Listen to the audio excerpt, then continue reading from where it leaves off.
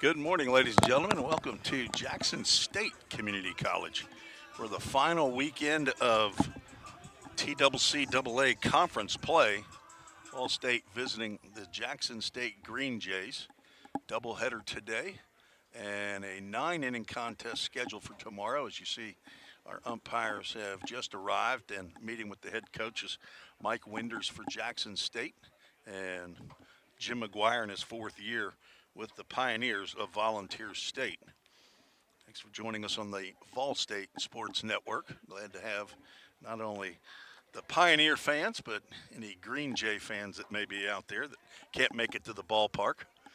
The two teams competing today in 9th and 10th place in the conference. The Green Jays cannot improve in the standings, but Vol State hoping to move up a couple slots if the right things fall in place. And for Vol State, if they win 3 games here, it doesn't matter what Motlow State and Roane State do this weekend. They should move up, although that's not true. If Motlow State will lose 1 game and Roane State loses 1 game, that's when the 3-0 will make a difference. Motlow State not starting until tomorrow. They will play at Chattanooga State, who is currently in 4th place in the conference at 16-10.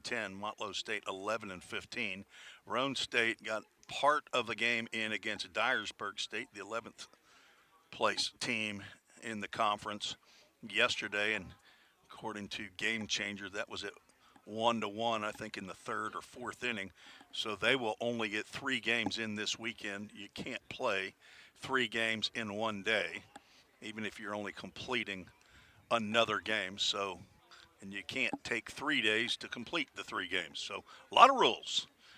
Trying to keep up with. This is my 4th year in the conference, so I'm still learning. And I think some of those rules might be changing if some of the coaches get their way in the final meetings of the year. But as they say, you take it 1 game at a time, and that's what hopefully the Pioneers will do. Let's get to our Toyota of Gallatin starting lineups. First 4 visitors from Gallatin, Tennessee, Volunteer State Community College. Leading off, playing second base, Drew Plummer. Batting second in right field is Reed Mashinsky. Easton Denning in the 3-hole playing first. Gage Hoover out in left field, hits cleanup. Scotty Dean behind the plate, he'll bat 5th. Devin Thrain in center field, batting 6th. Luke Lawson, the DH, hitting in the 7th spot. A.J. Armstrong at third base, batting 8th. And Brady Nepper batting 9th. And playing shortstop and on the mound for the Pioneers, Eben Hansen for his 13th start of the year, second in the conference in ERA with a 3.59 ERA, tied for 4th in strikeouts with 69. He'll face a Jackson State lineup that looks like this as we get ready for the national anthem. Didn't know we were going to do that here. But so I will take a break before we get the Jackson State batting lineup in. And, of course, we'll have to take a break as we do not want to get kicked off of our YouTube channel. Jackson State has taken the field. So we'll be right back on the Vol State Sports Network.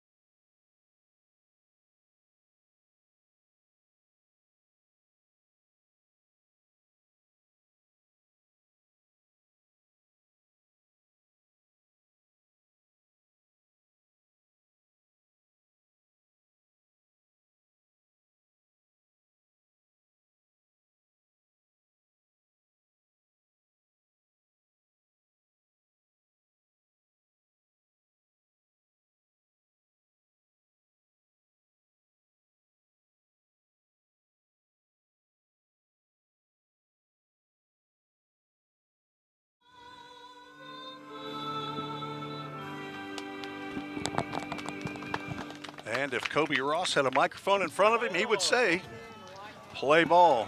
Somebody here in the stands said it for me. Appreciate that. I'll get the defensive alignment for Jackson State. Come in with a record of 14-36, 5-22 in conference play. In left field, Titus Suggs. In center field is Devin Myers. Trey Gasser is out in right field. Playing third base, Cade Spalding. At shortstop is Ethan Quinn. Herlin Duran is the second baseman. Galvin Sims Jr. is at first base. Garrett Lance behind the plate. He's catching left-hander Gavin Alston, who is from Gallatin, Tennessee. Not sure where he went to high school. Somebody said he might have gone to station camp, but I don't have that information in front of me. On the roster online for Jackson State, it only indicates the hometown where these players are. I know where a few of them are from. So, and if I don't know, you know me, sometimes I'll just make it up. Gavin Alston comes in with a record of 3-8. This is his 13th appearance of the year, and according to the stats, showing his 10th start, although that's not accurate either. The total starts they have is 48 at the total, but this is their 51st game, so there's 2 starts missing in there somewhere. One of them could be Gavin Alston's, but 53.1 innings pitched, 89 hits, 64 runs, 60 of those are earned. He's only walked 10 batters in his 53 innings, but he's also only struck out 20, has given up 12 long balls and plunked 5 opposing batters, a 10.13 ERA. Ball State comes in with a 30-18 record, but they're on a 5-game skid.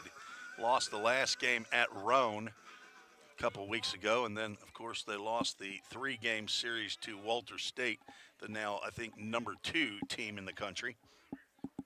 And then the midweek game against Vincennes. They went down. Of course, we did not carry that here on the Vol State Sports Network. But these final 3 games of the season, Lord willing, in the internet works, we will try to bring to you just so you can see that beautiful backstop. The netting right there, as I am right behind the plate, and the first pitch swung on, foul tipped into the mitt. We are underway at 12:04 Central Time, so good afternoon. Game time temperature 70 degrees, brought to you by Accurate Mortgage. Plummer hits a ground ball to short, couple hops, and the throw on the run by Ethan Quinn will retire Drew Plummer for out number 1. Alston is wearing the number 33, shows as number 31 on the lineup card. Don't think Jim McGuire will protest. And it brings number 2 to the plate. That's Reed Mashinsky. Number 2 batting in the second slot. And I already did not press that second button. Where are you? Alec Tromke is. I don't have him here. That means I got to press these buttons. Sorry, Drew. We got timeout. Here's our catcher, Garrett Lance, having what I believe is a technical issue with the communication device. Drew Plummer's mom's here, Stacy, so she got to see. And Papa and Nanny are here as well. Bob and Lynn Plummer, they made the trip down from Franklin. Mashinsky fouls that one off. That gets over toward the softball field. Count goes no balls and 2 strikes. Let me get that out up there. Always takes me a minute to get back into the groove of having to handle all the buttons myself. Tromke been a huge help to me this year. Another slow roller to the left side. Cade Spalding grabs this one, throws it in the dirt, but it's dug out by Gavin Sims Jr. for out number 2. A couple of ground outs to the left side to begin the top of the first for the Pioneers. Now Easton Denning steps to the plate. He hit his 4th home run of the year up at Vincennes, Indiana, Vincennes University. Unusual situation they have there. It's a 4-year school, but they play JUCO baseball. Denning hits another one to third off the end of the bat. Spalding delivers a strike at the knees to Galvin Sims, and that is up three down in the top of the first for the Pioneers. As Alston, I don't think he threw a ball in the inning. No runs, no hits, no errors, nobody left on. We're just getting started here at Jackson State in Jackson, Tennessee. Have you ever wondered what happens when you click Buy It Now? A whole series of transactions take place, from the manufacturer to your front door. That is logistics and supply chain management. At Vol State, we offer end-to-end supply chain courses. Going into the future, our students need to understand these processes. A lot of business is dependent upon getting a product on time. Students here at Vol State are able to leave here with that knowledge. Because the supply chain Is counting on me. We're all working in the cloud. But what really is the cloud? If you start pulling back the clouds themselves, you find out it's an infrastructure. Computer science is really computer engineering. Right now, Middle Tennessee is quickly becoming a growing tech hub with several IT companies that are looking for skilled workers. if you're pursuing the CIT program at Vol State, you're preparing yourself to fill those positions.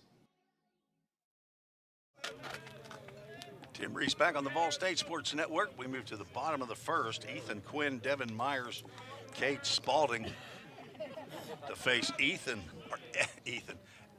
Hansen facing Ethan Quinn, and his first pitch to Quinn is in there for a called strike. Hansen, a 6'2", 190-pound sophomore from Union County High School in Maynardville. There's a strike on the outside corner. King University transfer. He's the son of Carl and Jane Hansen. Not sure if they're here or not. Made the trip all the way, almost all the way across the state. There's a slapper foul down the third baseline. Count remains 0-2. Hello to Neely, his sister, and Grammy, Aunt Betty, Aunt Carol, Pap, Mimi, a host of supporters for Eben Hansen. I think he's had the #1 fan club all year long. Breaking pitch misses high for our first ball of the game. Eben, a 3.59 ERA, which is second in the conference. Time is called, and we're going to have to check the bat. Ethan Quinn is not going to be allowed to continue using that bat, our home plate umpire. I'm not sure this is maybe the friend of one of our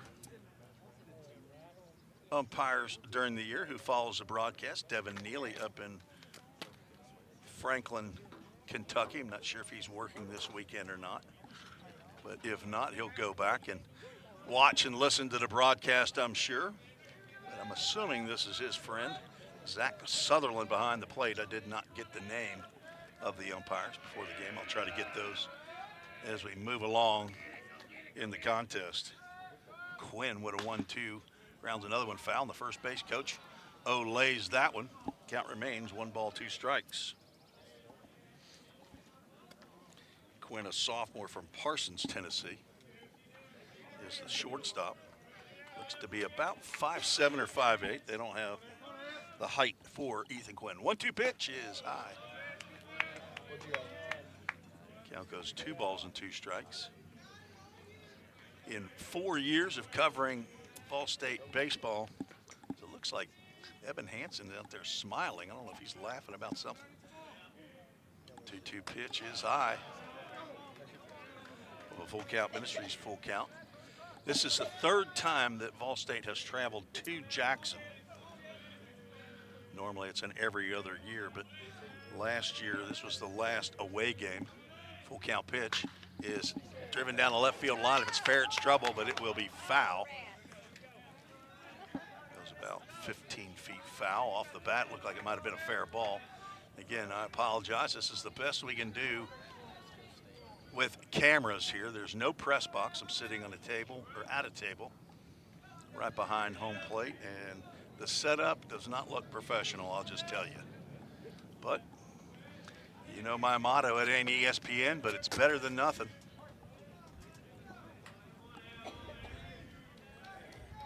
Hansen at the stretch and delivers a breaking pitch and a swing, a half swing at that, and a miss, and there's a Chick-fil-A Gallatin strikeout for out number 1. Hansen's 70th K of the year. That'll bring up Devin Myers.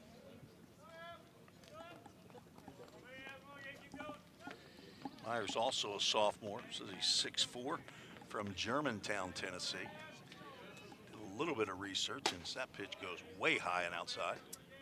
Hey, let's get that strikeout on there. I think Myers may have originally committed to Christian Brothers. Not sure if he actually went there or not. So that breaking pitch gets in there for a called strike.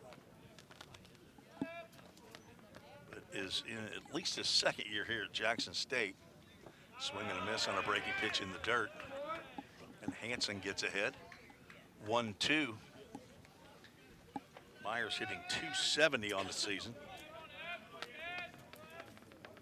24 hits, includes 7 doubles, 2 home runs, 20 RBIs. The 1-2. Poked foul. That will get off of the street that divides the baseball field and the softball field here at Jackson State. Count remains 1 ball, 2 strikes with Kate Spalding, the third baseman, on deck.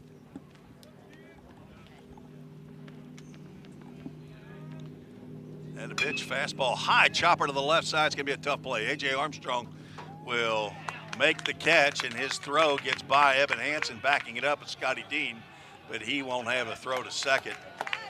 A.J. might have been better off just to stick that one in his pocket. He tried to make a throw. He didn't come up firing, but his throw got into the dirt, and Hansen could not get in front of that one. That'll be an infield single and an E5 to put Myers on at second base with 1 out.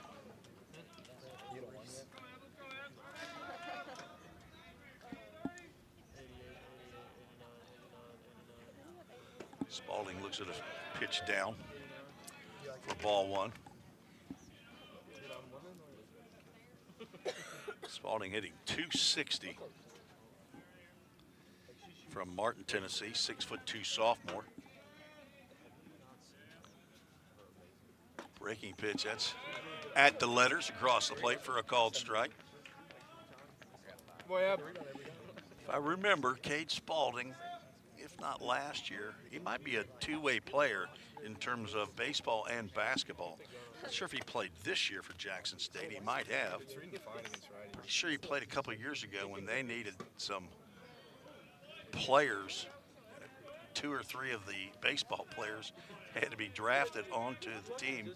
Mike Winders, the head baseball coach here at Jackson State, did double duty, may have done some triple duty. He coached both men's and women's basketball. Ground ball to the left side, and that's going to get by Armstrong. Into left field, they'll hold the runner at third. Throw comes in, cut off by Armstrong, and runners now at the corners with 1 out. So a seeing eye base hit after a chopper high in the infield. As runners at the corners, and Titus Suggs at the plate.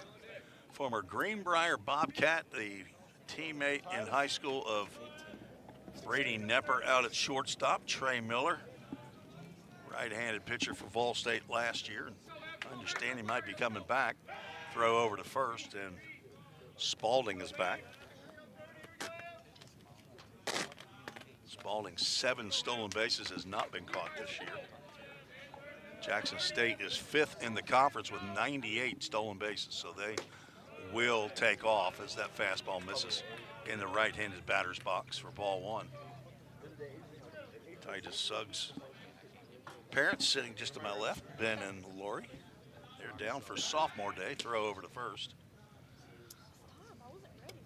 And they have a son finishing high school, and he's being recruited by several JUCO teams here in Tennessee. There's a changeup that nips the outside corner for a called strike. Don't know if he's here or not. Ball State is one of, I think, 3 schools that Ben told me. There's one off the end of the bat. Hits off the wall, and not a big bite out of Garrett Lance on deck, but he took a little bit of that. But he's a catcher. He's tough.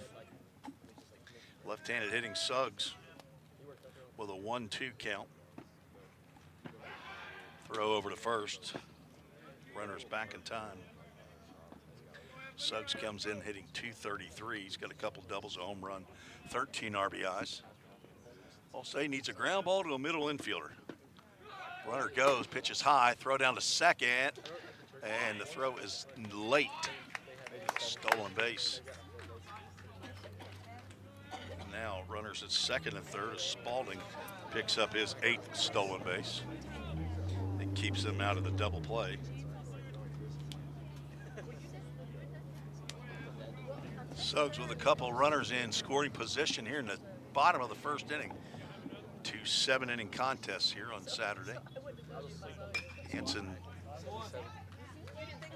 has his changeup fouled off to the left side. Count remains 2 balls and 2 strikes. Super fans here at the game. Stacy Plummer and Bob and Lynn Plummer. Gary Nepper. Check swing. They're going to say yes. He went. So another check swing strikeout. That's another Chick-fil-A Gallatin strikeout for out number 2. Suggs tried to hold up on the high fastball, but could not. And now Pioneers an out away from getting out of the jam. Garrett Lance, the catcher, stands in. Breaking pitch, that curves right over the plate. Taken for a strike. Lance, 282. He leads the Green Jays in runs scored, doubles, home runs, and RBIs. Another breaking pitch, must have been a little high. 35 hits, that's one under the team leaders, Baylor, Milton, and James Fenton. Ground ball to short. Slow roller, Nepper gloves. It throws over to first, dug out by Easton Denning, and that retires the side. As Hanson wiggles off the hook, giving up no runs, 2 hits. There was 1 error and 2 runners left on base. Evan's mom did not make the trip. They're watching. Looks like a great day for baseball. Jane, it's a great day when it's not raining, when I'm sitting outside. So glad to have you along for the ride this afternoon. We'll be right back on the Vol State Sports Network. Cybercrimes take place online, and companies need more well-trained workers to stop it. Vol State is training me to help combat cybercrimes in the future. We're training them for those type of jobs that are out there. Vol State CIT programs prepare students to earn industry standard certifications within the IT industry. I choose Vol State because the future needs me now. My story could be your story.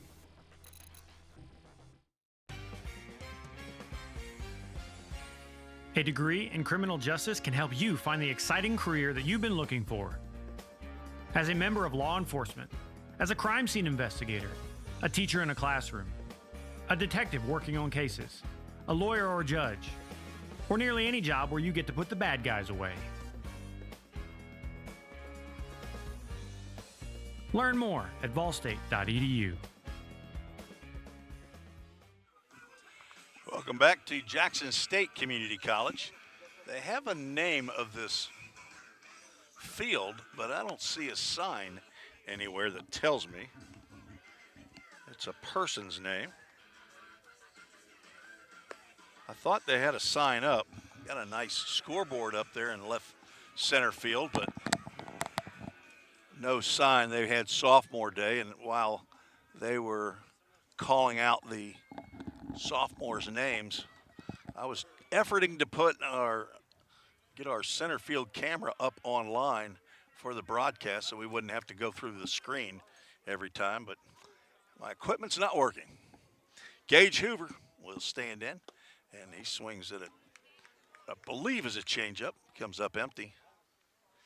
Mike and Angie Hoover, his parents. Gage, a sophomore, leads the club in home runs.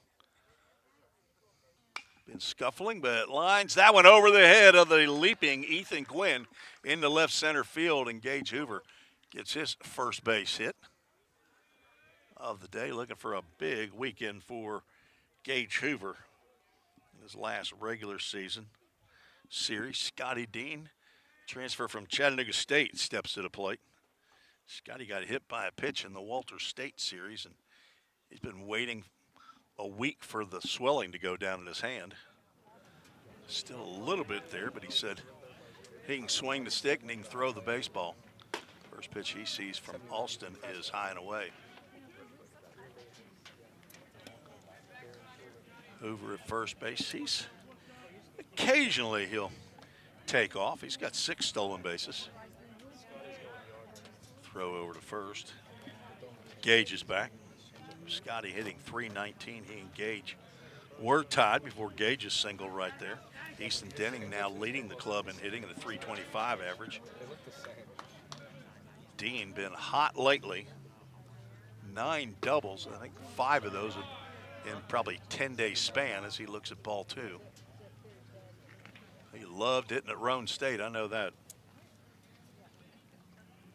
29 hits and 9 of those are doubles, 4 big flies, 17 RBIs. Waggling the bat with a 2-0 count, and it is high and away, and Alston does not walk many people, is 3-0 to Scotty Dean. Scotty's walked 26 times, but he's also been plunked a dozen, but Luke Lawson is catching up with him. He's only 1 behind now, but Scotty'd be happy to not be hit again this year. 3-0 pitch. He is swinging and flies one out to right center field. We'll see who makes that catch. It's going to be the right fielder, Trey Gasser. Almost looked like Scotty was a little hesitant about swinging on 3-0 there. I'm not sure if he was fully committed, but that pitch a little bit elevated. He didn't look like he had a great pass at it. Flies out for out number 1.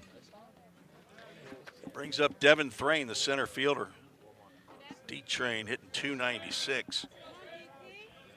37 hits, 6 doubles, throw over to first, and Hoover's back.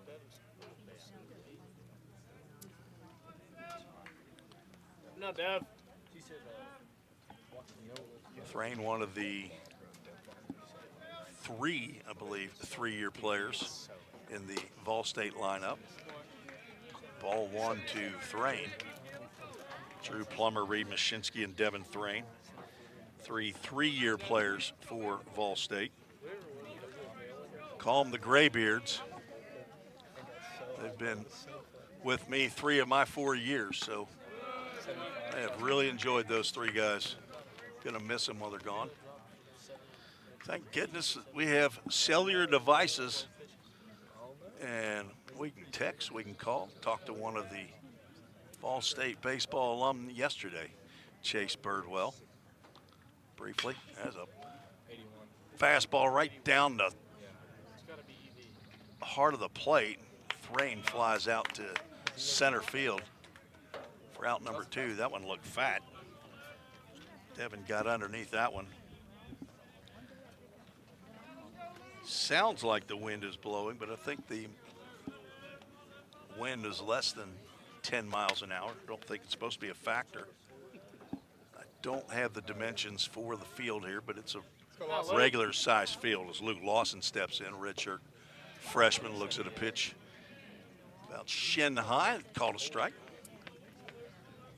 Luke says that's okay. I got a couple more strikes to work with. Luke hitting .272. Swing and a miss on a changeup, and it will get in the dirt, and Hoover's going to get into second base with his 7th stolen base of the year.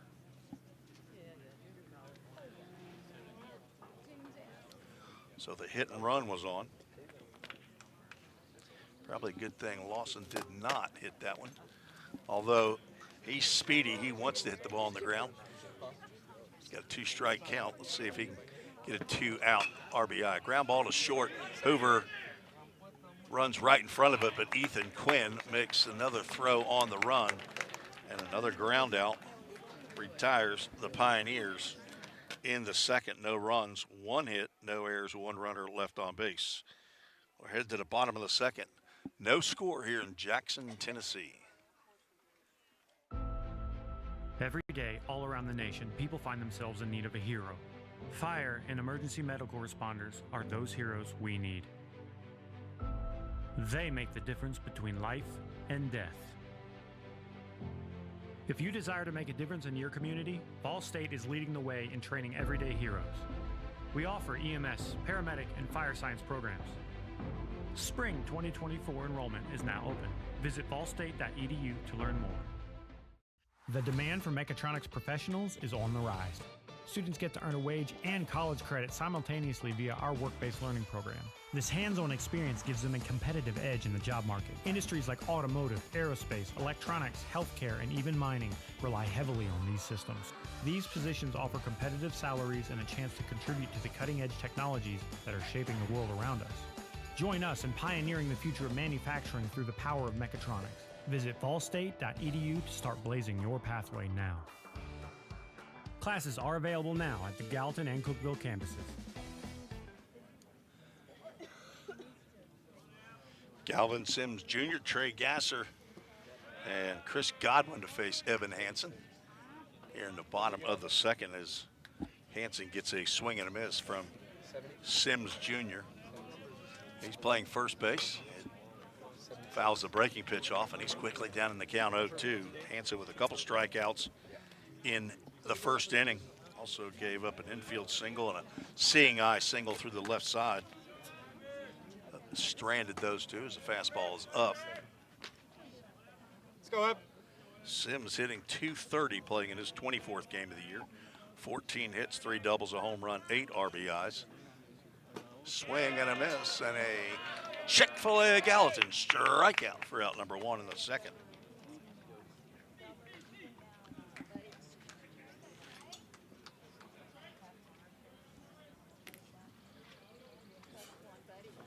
Sims from Whitehaven High School in Memphis.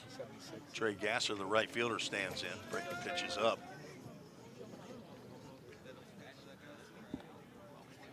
Gasser from Ashland City. He went to Harpeth High School. Ahead in the count now, 2 balls and no strikes. Gasser hitting .276, 6 doubles. Fly ball down the right field line. Mashinsky has room. He's over into foul territory and makes a catch right before the bullpen mounds down the right field line, out of your viewing area. But trust me, I used to be with the government. He made the catch for out number 2. Chris Godwin, the DH, standing in on the left-handed side, the left-handed batter from Covington, Tennessee, 6'1" sophomore. And the changeup sails across the outside corner for a called strike.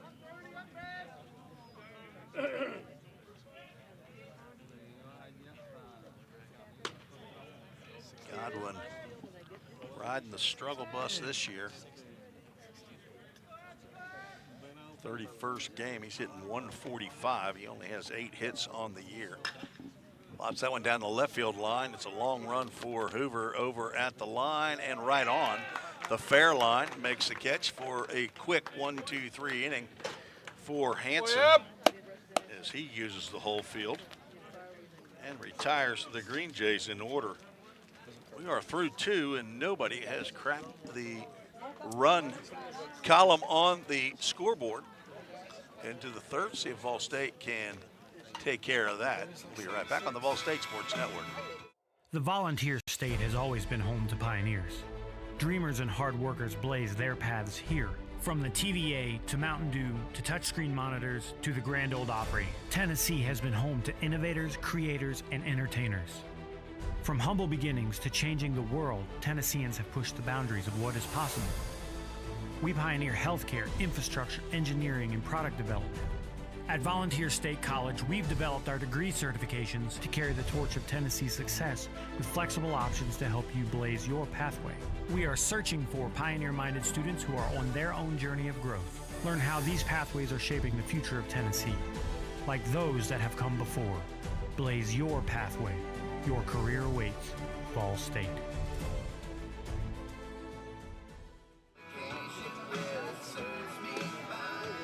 Tim Raskell joining us today, as he often does, from down in Montgomery, Alabama. Good to have Tim Raskell, as his son Bryant has committed to play at Shorter University in Rome, Georgia. Congratulations to Bryant. And also Marissa Blank, part of the Hudson Blank fan club, is also joining us on the Vol State Sports Network. Send an email to treesports@gmail.com if you want to shout out. These are wily veterans that know. Get their emails in early so they can get the shout out. Hopefully the email machine working as A.J. Armstrong looks at ball one and now ball two. Vol State has had some 2-0 and 3-0 cuts. Not being quite as patient. Let's see if A.J. Armstrong takes a 2-0 cut. He will not, as good that he didn't. That was not a really good hittable pitch there. Armstrong, a freshman from Cannon County High School. That's in Woodbury, Tennessee, the hub of the universe for the Armstrongs and the Alexanders. Another changeup down low. Braxton Alexander, also a Cannon County Lion. A.J. hitting .260, playing in his 33rd game of the year.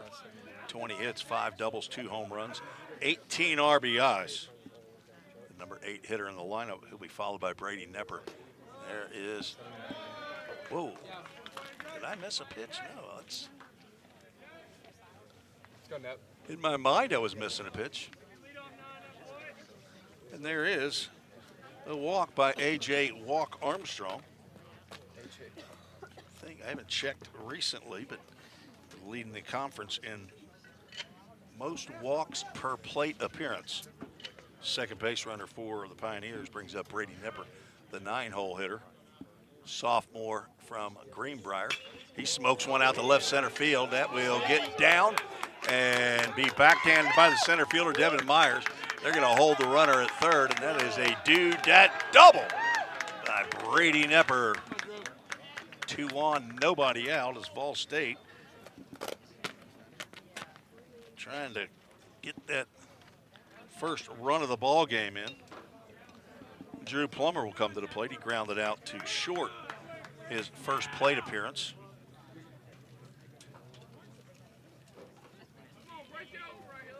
Nepper picks up his third double of the year. Came in hitting .277. Drew Plummer came in hitting .282. Playing in his 47th game of the year. There's a pitch apparently just a hair high.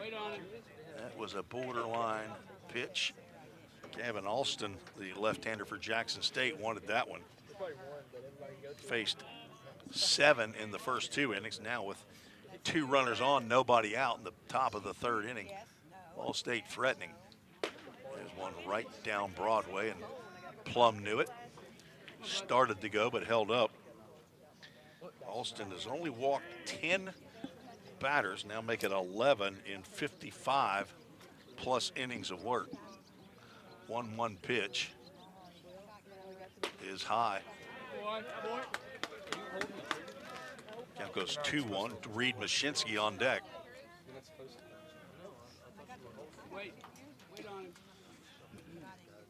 Plum 5'11", 170 pounds. Son of Bobby Plummer in Spring Hill and Stacy Plummer in Thompson Station. Ground ball to the right side. That'll get a run in. Backhanded by Duran. And there's an RBI ground out. The Framework Athletics first run of the game driven in by Drew Plummer. And the Pioneers lead 1-0. Nepper moves over to third on the ground out. So Plum does a job. That's 1 out. Mashinsky steps to the plate. Reed 6'3", 175-pound redshirt sophomore from Bradenton, Florida. Nice stop there by the catcher, Garrett Lance, on a ball in the dirt to keep Nepper at bay. The son of Mike and Karen Mashinsky, Grampy and Grammy there in Sarasota.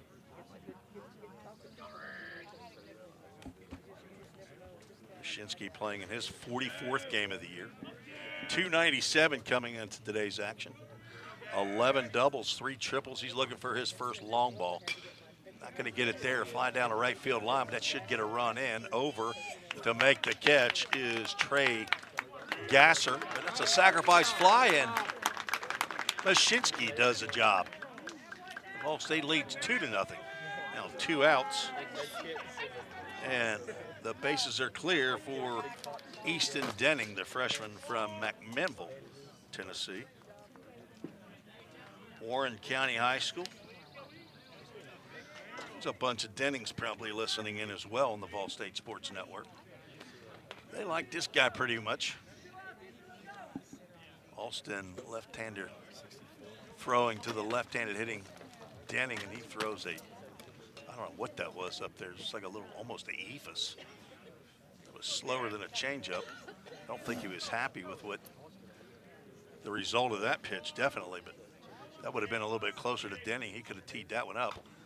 As check swing, that's going to be a foul ball as Lance catches that one in foul territory as he was stumbling out of his crouch to see if that was going to land fair. I think Easton was actually trying to check a swing there. Had some misty rain as we drove down from Gallatin this morning. And then when we got to the ballpark here at 10 o'clock, a little bit of mist. That has stopped, thankfully. Rain, mist, it doesn't work well with electronics. And I am out in the wild. The only thing I have covering on is my computer. 1-1 pitch, smoke down the right field line, but it will hook foul and will one-hop the fence for a long strike. Denning grounded out to third, hit one off the end of the bat. Jim McGuire down there talking to the third baseman, Cade Spalding, for Vol State. Jim's a chatty patty. Talk to the third baseman on a regular basis. He'll get some 4-1-1 for me.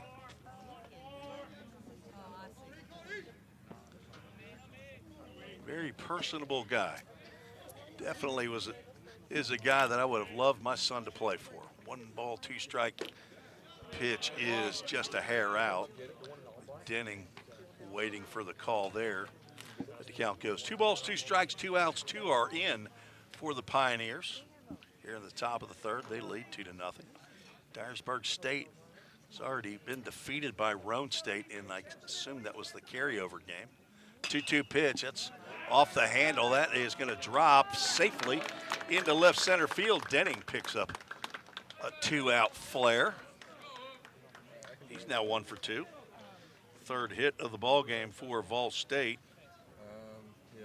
That was a pitch to hit. I think he just got discombobulated on that one. Just a hair behind it as Gage Hoover steps to the plate. Gage had a line drive over the leaping glove of Ethan Quinn, the shortstop. Looks at ball 1 down low. As time is called, and who I believe is the pitching coach. Let's see who that is. Honestly, I don't know. Mike Winders has a couple of assistant coaches, Brett Kelly, Clayton Gant, and a volunteer assistant coach, Kevin Brown, athletic director here at Jackson State. Dr. Kevin Lynham in his first year at Jackson State.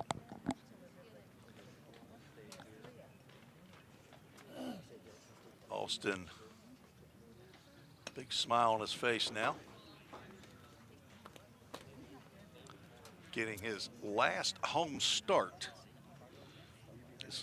He is a sophomore. Everybody will be in Chattanooga on Friday and Saturday. These two teams right here will have play-in games. Just depends on how the weekend goes for the Pioneers as to where they will play. There's a ground ball too short. Quinn stays down, throws to second to get the force for out number 3. So Hoover grounds into the fielder's choice. Fall State gets on the board in the third with 2 runs on 2 hits. No errors, 1 runner left on base. Head to the bottom of the third. Hanson now with a 2-0 lead. A degree in criminal justice can help you find the exciting career that you've been looking for. As a member of law enforcement, as a crime scene investigator, a detective working on cases, or nearly any job where you get to put the bad guys away. Learn more at volstate.edu. Every day, all around the nation, people find themselves in need of a hero. Fire and emergency medical responders are those heroes we need. If you desire to make a difference in your community, visit volstate.edu to learn more.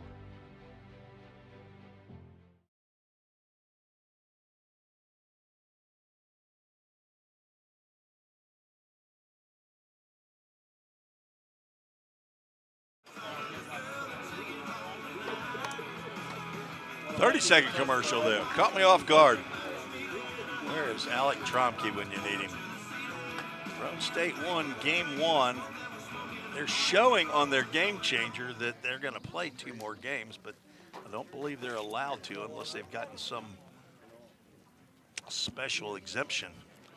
I think they're only allowed to complete 2 games in 1 day, and they started 1 yesterday. Dyersburg State is up 1-0 over Roan in that second game, as Herlin Duran takes a called strike to get us underway here in the bottom of the third. Vol State with a 2-0 lead. Duran from Pulaski, Tennessee, fouls that one off of his body for strike 2. 5'8" sophomore. Pulaski is the home of what's now called UT Southern, formerly known as Martin Methodist, formerly known as Martin Junior College 40 years ago. And he can't hold up, swing, and ball pops out of Scotty Dean's glove, but he makes a tag for a Chick-fil-A Gallatin strikeout. That's the 4th of the game by Hanson. And the first out of the bottom of the third brings up the top of the order, Ethan Quinn. He struck out on a check swing. To lead off the bottom, it's ground ball. That's going to be gloved by Denning. He's going to snag that one nonchalantly. Not sure if you got that one in your view or not. And he steps on the base for the second out. So 4 pitches in and 2 outs already here in the bottom of the third. Brings up Devin Myers. He had an infield single in the first. Only games being played in the TCCAA today are Jackson State and Vol State. This looks like Devin Myers having trouble. Maybe his head's grown in the last week. Either that or they changed helmets on him and he didn't know. Probably got a haircut this week for sophomore day, and now he's got to go to a smaller lid. Looks like everything's set now. Swinging a foul tip straight back. He had a high chopper to the left side. A.J. Armstrong was able to glove it, the third baseman, but his momentum was carrying him towards shortstop.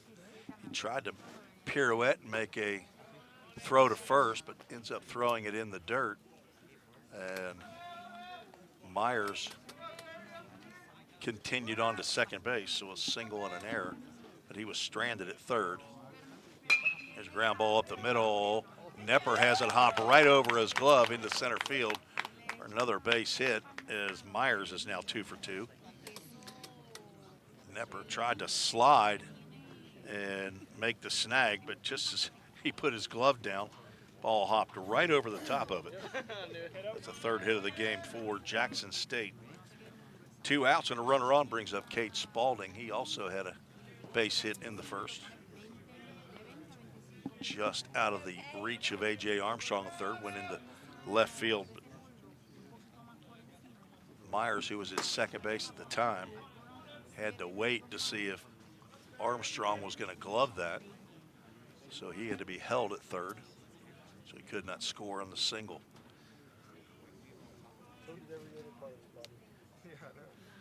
Myers leading off at first, and a nice stop there by Scotty Dean behind the plate on a breaking pitch that spiked into the turf.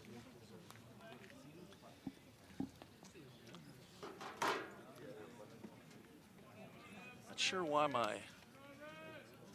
email's not showing. There's a breaking pitch in there for a called strike. There it is.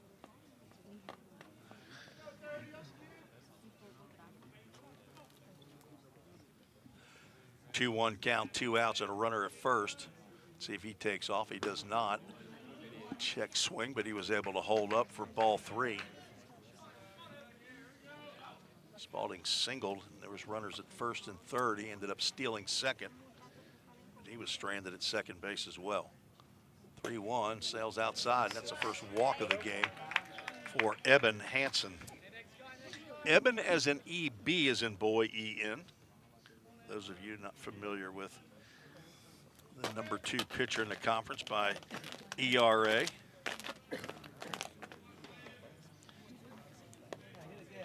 Mulling over an offer or two, I understand. Looking forward to hearing where he will continue his athletic and academic throw down to third on the ball in the dirt. Not in time, and runners move up on the wild pitch with Titus Suggs at the plate. Time called as Trevor Muzzi, the first-year pitching coach for Vol State, will go out, join the meeting that Scotty Dean has initiated. Hansen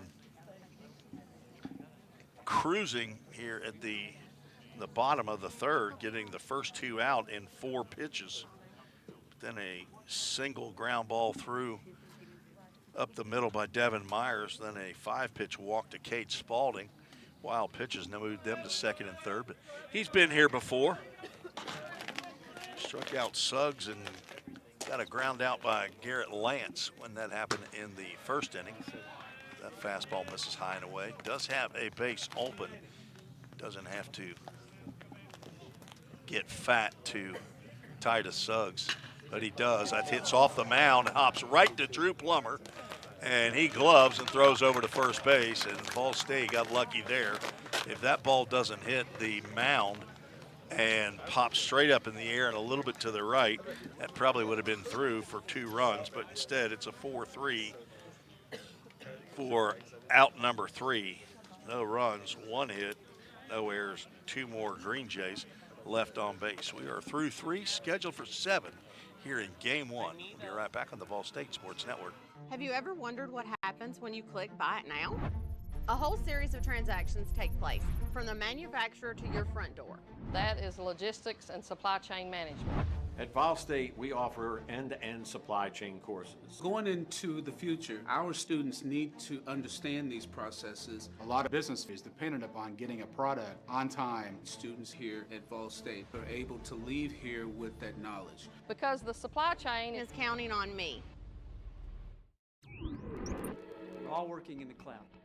But what really is the cloud? If you start pulling back the clouds themselves, you find out it's an infrastructure. Computer science is really computer engineering.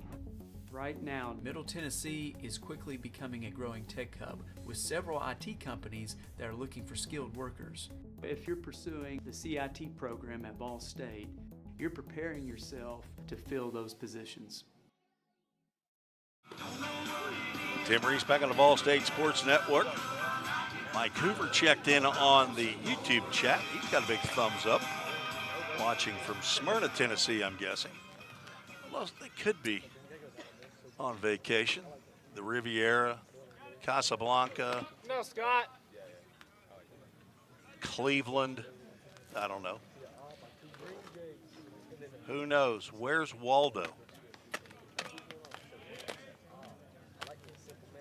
Scotty Dean, Devin Thrain, Luke Lawson to face Gavin Austin.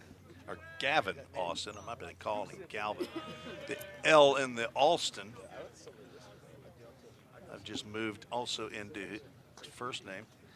Gavin Alston. Gavin King will start game 2 for Vol State here in the doubleheader. Then I believe it is Johnny Allstaff tomorrow for the 9-inning contest. Line drive, that's going to be right at second baseman Herlin Duran for out number 1. Dean, who flew out to right field, now 0 for 2.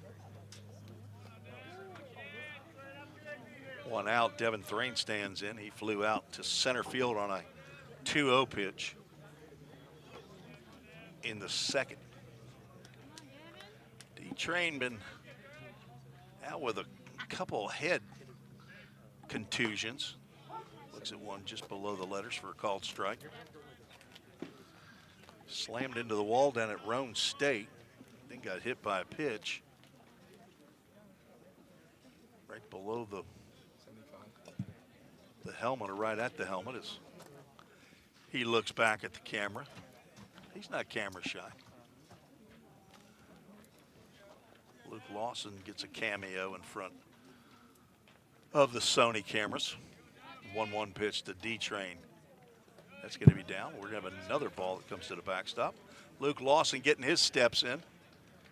Say hello, Luke.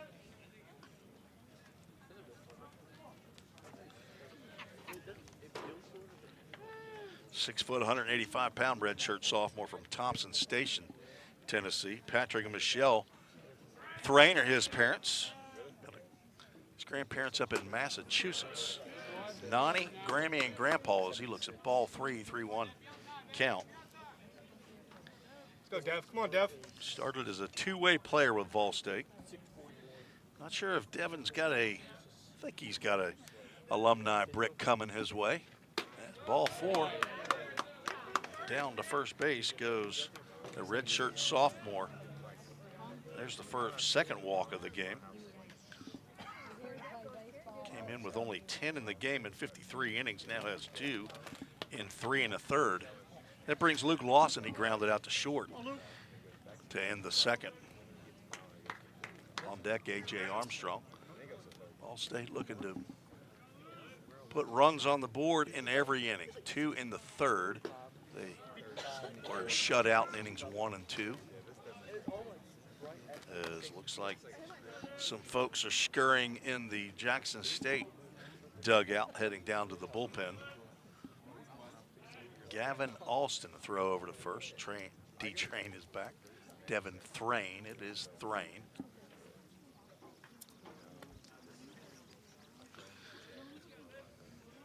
Devin will take off on you. He hadn't done it much this year. There's a line drive into the glove of Quinn. He throws over to first, but it is over the head of Sims and allows Thrain to get back. And the shortstop for Jackson State is height challenged, but that line drive was spinning downward off the bat of Luke Lawson. That got off the bat at 95 miles an hour. I'm just making it up. It got off pretty quickly. Thrain able to get back. Now 2 outs and 1 out, or 1 on. Brings up A.J. Armstrong. He scored the Framework Athletics first run of the game. Walked. Scored on Drew Plummer's ground out to second. Takes a called strike.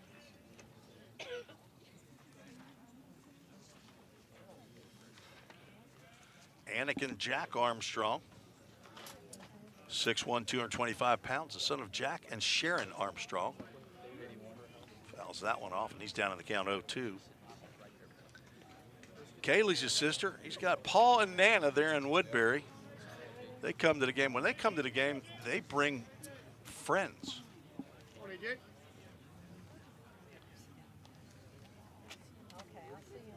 AJ, one of 10 players, one of 4 sophomores on the full count.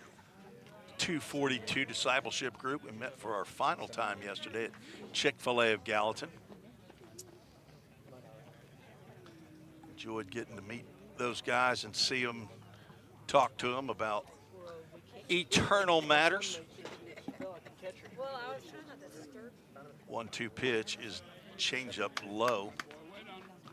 Armstrong does not bite. AJ with an excellent eye at the plate. He's now walked 27 times on the season. He's at about 110 or less plate appearances. Fouls that one off. That gets to my screen. My protector right in front of me. The count remains 2 balls and 2 strikes. Brady Knepper on deck will secure that baseball. Must have flipped it to the catcher. I don't see it in his hand now. My umbrella covering my view. 2 balls, 2 strikes, 2 outs. Devin Thrain on, and there's a line drive. That's going to get down into left field for a base hit for the freshman third baseman. AJ perfect at the plate. Now runners at first and second. 4th hit of the game for Vol State. Went down 1, 2, 3 in the first, but have had runners on in the second, third, and the fourth. Now first and second with 2 outs. Brady Knepper, he doubled into the left center field gap and scored the second run of the game on a sacrifice fly by Reed Mashinsky. Steps to the plate. His dad Gary's here. He's a regular. On the road, at home, it doesn't matter. He's a fan. He's a fan of Brady Knepper's, but he's also a fan of baseball. I can tell. Let's go, Nep. Come on, Brady, Nep. 5'10", 170-pound sophomore from Greenbrier. Former Greenbrier Bobcat, transfer from Cumberland University. Graduating this summer. Gets one fouled on the third base line. Heading to Tennessee Tech in the fall. Those are his current plans. His mom is Stacy Chapman. He's got a nana in Springfield, a granddaddy, and a grandma right down here in Jackson. I'm not sure if they're here or not. Brady, 24 games a year ago. 2 doubles, a triple, and a home run. 0-2 pitch is fouled. There's another breaking pitch in there, and he stays alive on the count. 0-2.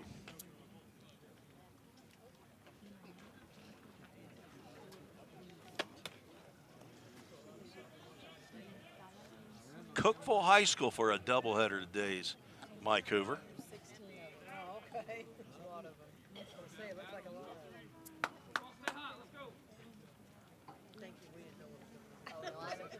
0-2 pitch, spoiled by Brady Knepper. Knepper with a K in front of it. And the sun has arrived. Got my sun shield shirt on.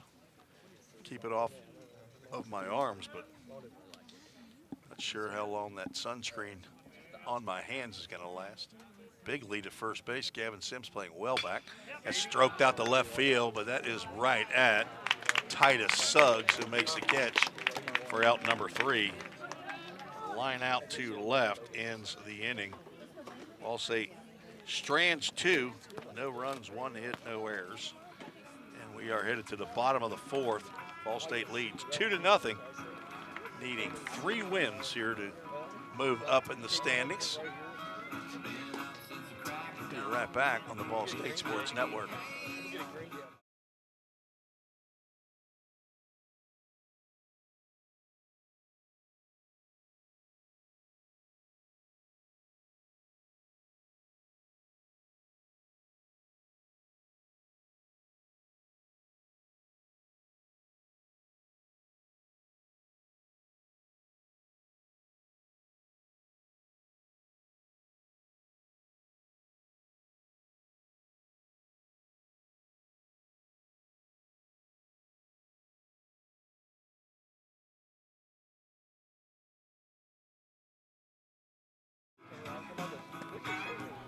Tim Reese back on the Vol State Sports Network. I'd like to thank our supporters who've been with us all year long. The Curbing Edge, Troy and Stacy Harp, owners, former player at MTSU for Coach McGuire. Troy Harp, Decorative Concrete Curbing Company in Rutherford County is the Curbing Edge.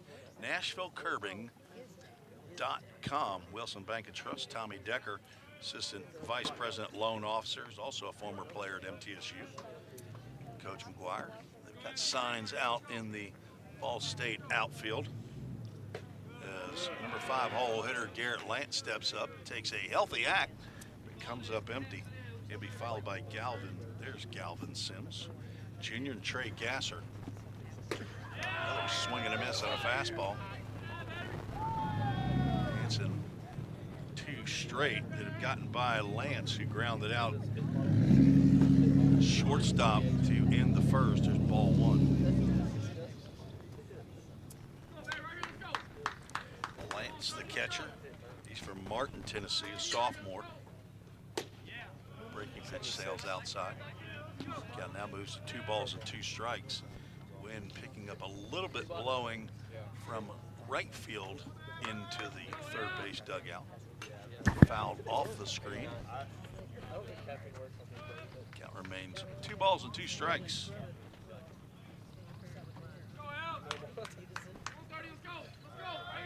Lance 4 home runs, leads the club. 26 RBIs, also leads the club.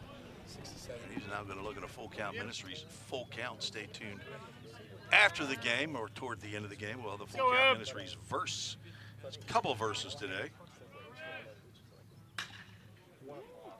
It's a line drive down the right field line, but it will land in the bullpen. And Reed Mashinsky, he'll just continue on and get that one since nobody's down that way. Braxton Alexander starts heading to pick up a foul ball that Mashinsky throws in. Braxton Alexander, another 3-year player.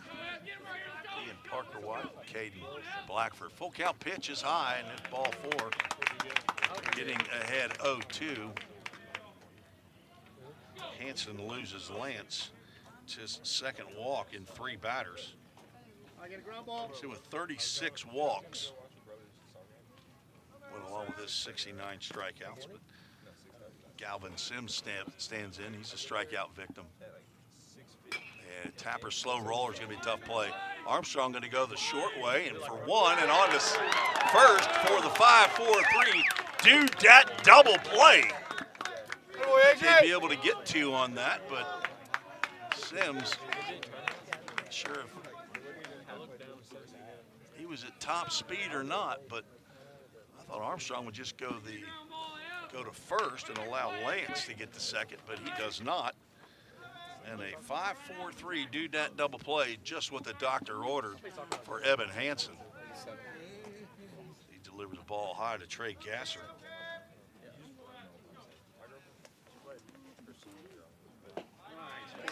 Swing and a miss. Gasser flew out to Mashinsky and right in the second inning. Another swing and a miss.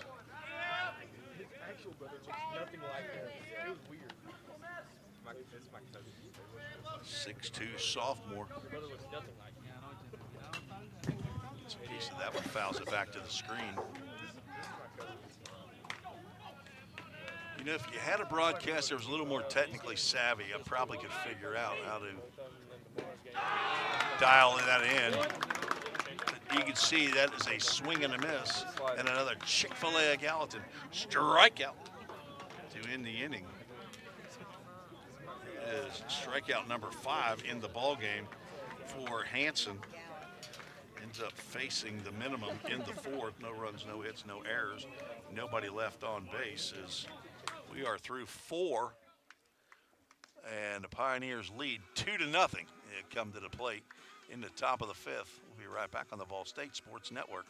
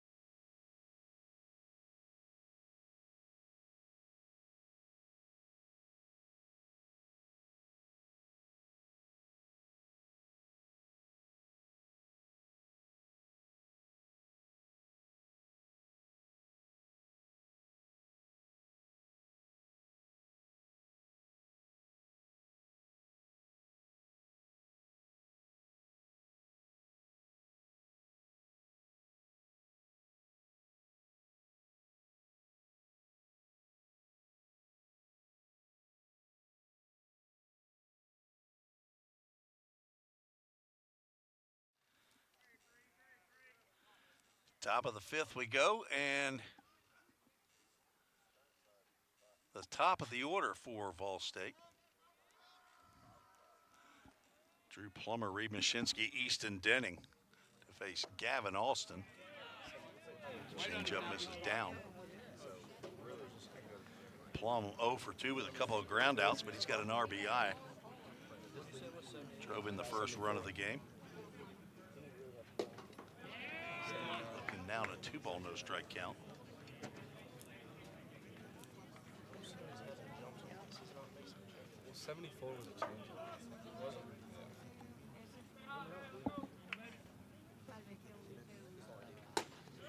And 3 balls, no strikes. Alston doesn't throw it hard, but he normally is in the strike zone. Been a few times that he's been all over the place. Getting deep into games, though, is not unusual for him. He's gotten into the 9th inning in one game as there's a 4-pitch walk and the 3rd walk of the game for Alston, and that looks like that's going to end the afternoon now for Gavin as Mike Winders is out of the dugout. Looks like he's going to end up at 4 innings of work in his final start as they will go to the bullpen. He's had an 8 1/3 game against Dyersburg State back on March 21st, so a little over a month ago. That was a game that they won 8-3. And 7 2/3 innings in a win against Pellissippi State. That was in Knoxville. Got the win there. And his last start, he had 5 innings in a loss to Southwest Tennessee, 8-5, 10 hits, 6 runs. Did not walk a batter or strike out a batter in that game. But he is relieved here in the 5th inning. Looks like James Fenton. I think I can see that number on the front.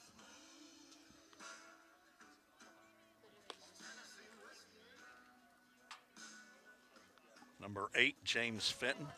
Shows he's an outfielder, 5'10" freshman from Memphis, Tennessee.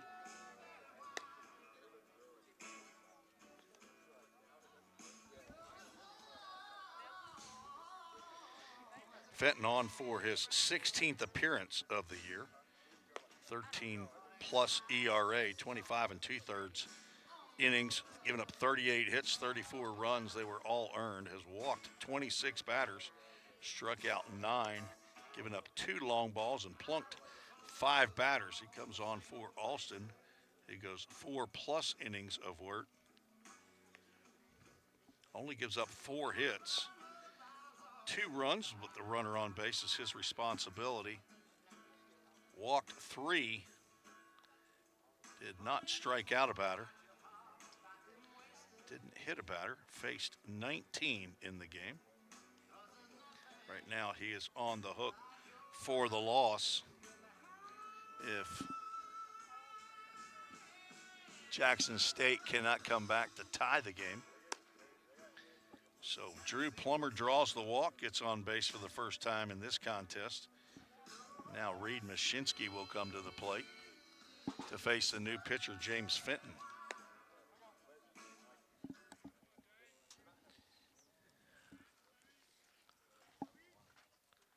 Mashinsky, a very, very likable young man. Steady Eddie, doesn't get too high, doesn't get low. Not that I've ever seen. And he always speaks to me when I speak to him. Many times, as the throws over to first base, many times he initiates the conversation. One of 4 Floridians on the Vol State roster. As the firm fastball comes in there for a called strike. Pitch right there, faster than Alston's fastball. Alston would be considered a crafty left-hander. Runner goes and pitch is swung on and fouled back. Plummer will return to first base. It's the second time the hit and run's been on. First time Hoover stole second is Lawson swung and missed a pitch in the dirt. Now Mashinsky down in the count 0-2, throw over to first. Plummer's back. Lucas Wilburn, first-year volunteer assistant coach, is coaching at first. Of course, Jim McGuire flashing his signs down in the third base coach's box. Mashinsky grounded out in the first, hit a sacrifice fly in the third. He's not offered the pitch low and inside. Plummer stays at first base. Plum leads the club in stolen bases. He has 20 on the season. That's tied for 5th in the conference. He has only been caught twice. Vol State tied for 7th in stolen bases. 70, make it 71 now. Runner goes here. Ground ball, that's going to get under the glove of the diving third baseman, Cade Spalding. Plummer will have to stay at second base.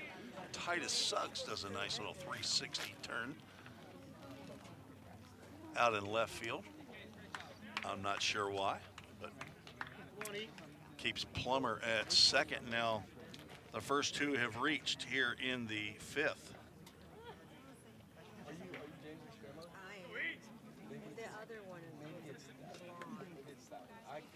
And Easton Denning, the top RBI man for the Pioneers, stands in. He's 1 for 2. Got jammed and dropped one into shallow left center field. His last at-bat looks at a pitch called a strike.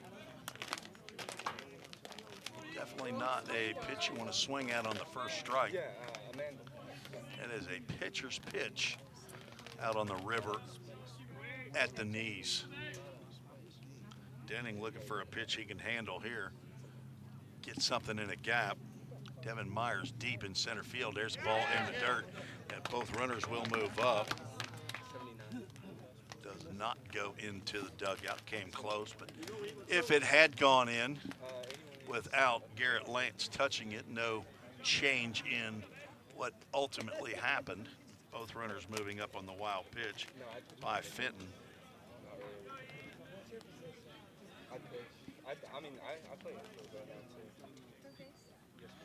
And now 2 runners in scoring position for Easton Denning. 6 in the conference in RBIs at 53.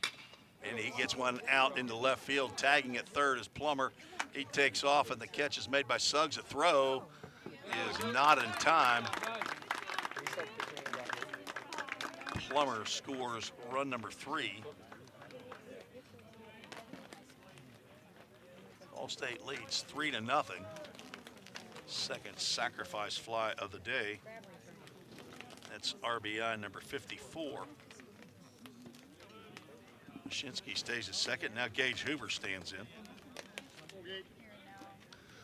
Thought they might appeal Plummer, but it was close whether or not he left early or not.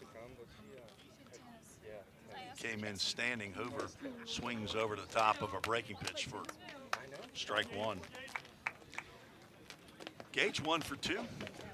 He's a Creeker, former Stewart's Creek. Let's say they're the Red Hawks. I think that's right. Mike will let me know. Runner goes from second. Pitch is called a strike. Throw down to third. No tag applied, and did pick it up out of the dirt.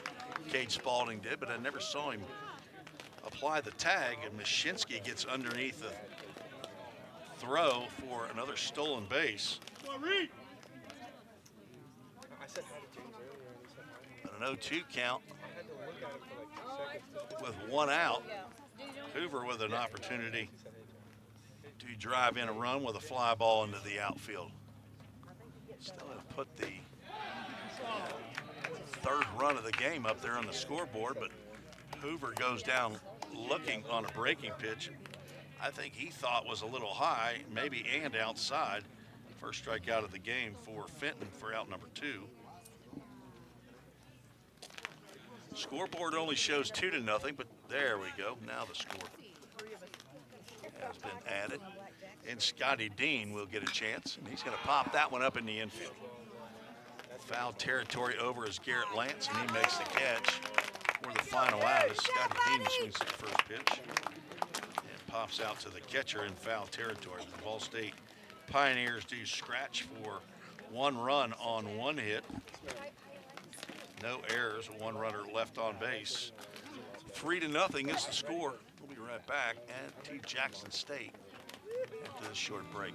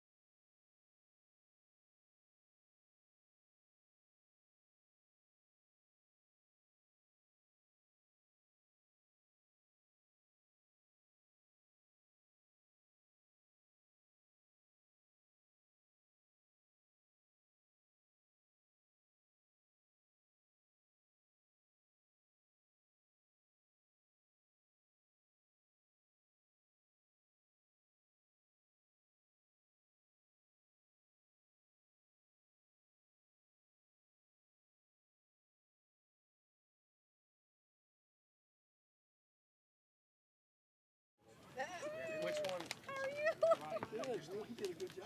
8, 9, and 1 due up to face Eben Hansen out for his 5th inning of work. Scoreboard not able to keep up with the hits correctly either. They have the Green Jays with 5. That's not accurate. Jackson State only has 3 hits, and Vol State has 5 hits, but they have Vol State with 4 hits. So I'm going to not pay attention to the scoreboard, left center field. Keep my own score sheet, as I've done all year long. 2 balls, no strikes to the left-handed hitting Chris Godwin, the DH. He flew out to left field to end the 2nd. Hansen now a 3-0 lead, and he has now gone 3-0 to the number 8 hole hitter. Walked 2 batters in the game. You know his dad. And he has just delivered a 4-pitch walk to allow Godwin to reach. His 3rd walk of the game. And the number 9 hole hitter, Herlin Duran, stands in.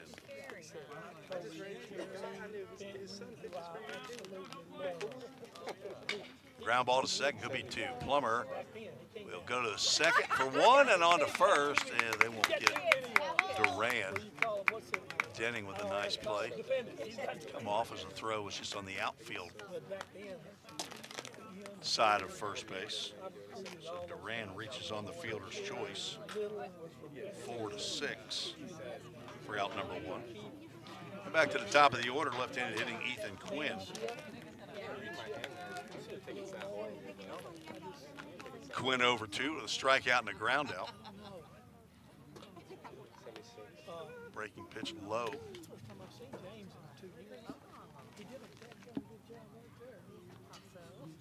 Quinn from Parsons, Tennessee, a sophomore. Sophomore day today for Jackson State. He hits with that left field line. If it's fair, it's trouble, and it is foul ball, says the home plate umpire. Gage Hoover loses his lid, and I think he heard foul. Maybe Nepper helped him out with that. That one had English on it and went all the way into the left field corner in foul territory. There's a little bit of a little jag of the fence down that left field line. Quinn looks like he's trying to poke at the left field. Hoover now playing well over toward the fair line. Throw over to first. Back in time is Duran. 3 for 3 in stolen bases on the year. James Fenton, their pitcher in relief, leads their club in stolen bases. Nice stop there by Scotty Dean on a breaking pitch in the dirt. Game goes 2-1. Game 2 will start approximately 30 minutes after the conclusion of this game. The 9-inning contest tomorrow, scheduled at 1 p.m. Central Time. Those of you in the Eastern time zone, you have to keep up with all these different zones. And when we travel next weekend to Chattanooga, we'll be on your time. Count now, 3 balls and a strike. Ground ball to Plummer at second. Again, going to second for 1, throw to first. Quinn beats that one out, so another 4-6. Fielder's choice. And Duran is erased off the base paths. So leadoff walk to Chris Godwin. He's erased at second on a fielder's choice. Duran erased on Quinn's ground ball to Plummer at second. Now Devin Myers, who's 2 for 2, stands in. Throw over to first. Blocked out by the base umpire, but did see some arms go sideways, and Quinn still at first base, so I used my deductive reasoning there to say he's safe. Does not go. The pitch is delivered low. Throw to first, and he's off the base, and he's going to be tugged, and out on the pickoff is Quinn, and that will end the bottom of the 5th. So Ethan Quinn with a big jump on the pitch. He ends up being picked off 2-3. Initially got back to the base, but his momentum carried him past first base. No runs, no hits, no errors, nobody left on base. 2 innings away from this game finishing. We're right back to the top of the 6th. Listen to the Ball State Sports Network.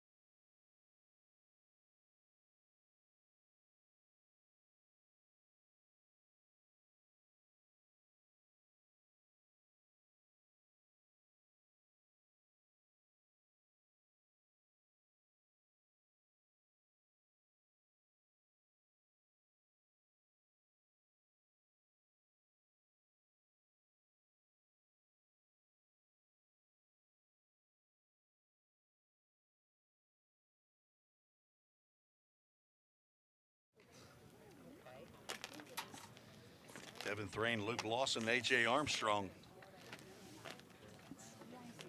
scheduled to face James Fenton on in relief of Gavin Alston here in the top of the 6th inning.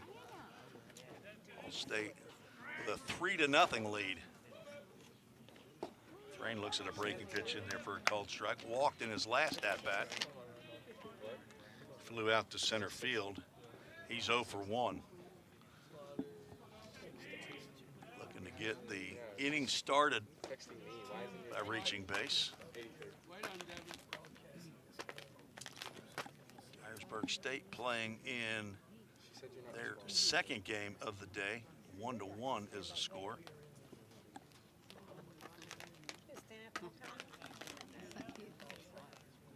Top of the 4th inning. Rain hits one high out to center field. Back goes Devin Myers. Under it and makes the catch. Out number 1. Fenton came on in relief after Alston walked the first batter in the top of the 5th. That was Drew Plummer. Plummer ended up coming around to score. So Alston's 4 innings gives up 4 hits, 3 runs that were earned. He walked 3, did not strike out a batter. Luke Lawson's squares around a bunt, pulls the bat back as the breaking pitch nearly hits him for ball 1.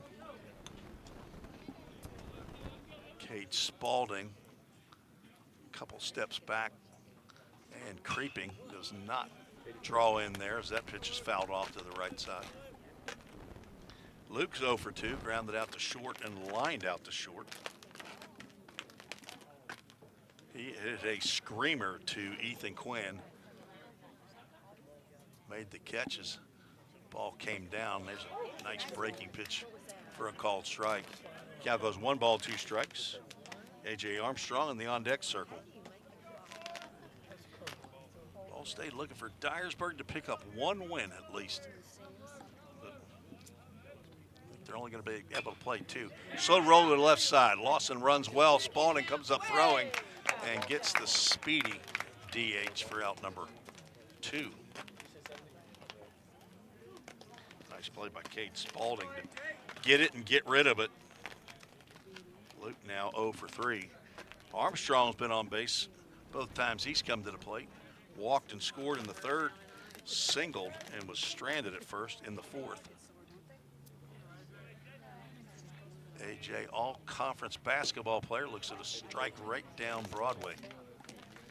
Also all-conference baseball player. Hit 5 home runs, he told me today, while we stopped to get food before we came to the ballpark. Went into the establishment. Wasn't Jersey Mike's, though, which is a sub above. Stopped at another deli place, at least that was where I went. I'll be having my sandwich in between games. I asked the guys, I said, okay, who had the most home runs their senior year? And I think AJ might have been the guy. He had 5 as that pitch catches the knees inside corner. Count goes 1-2. Fenton had a big smile on his face after that pitch. Not sure what that was about. But he's looking for a 1-2-3 inning. Breaking pitch stays inside. A little bit of a backup curveball there.